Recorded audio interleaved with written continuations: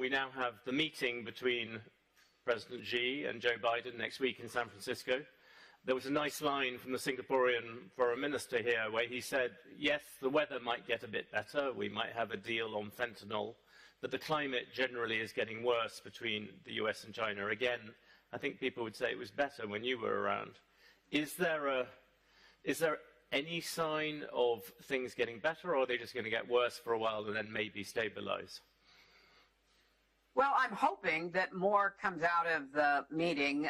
It certainly is a confidence-building opportunity.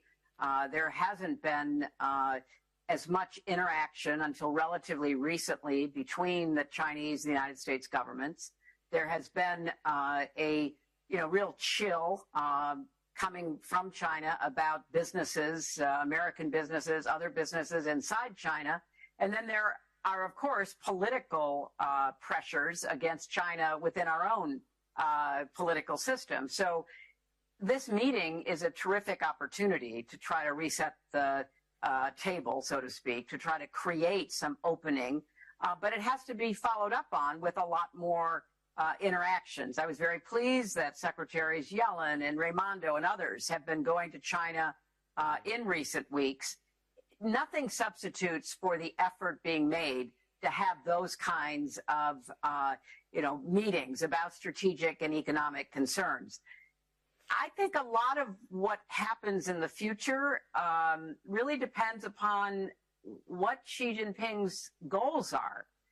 Part of the reason it was, somewhat more positive when I was there, and we had a very regular set of meetings, is because Hu Jintao was a Chinese leader who decided he would not stay for life. He would fulfill his term.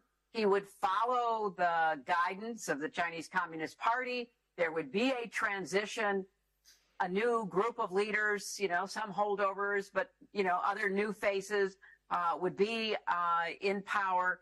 And so there could be a constant renewing of both the Chinese government and, through that, the American relationship.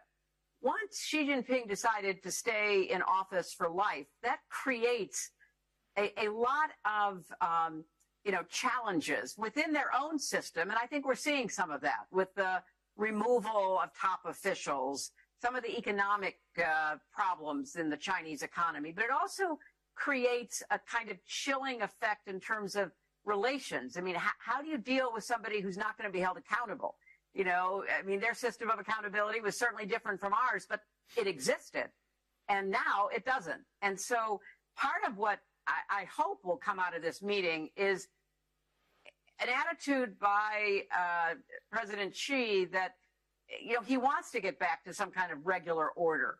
That he sees it in China's interest to really dig in with President Biden, develop a platform for discussions, for problem solving, look for ways to cooperate on whether it's climate change or other matters that may be of mutual interest to us.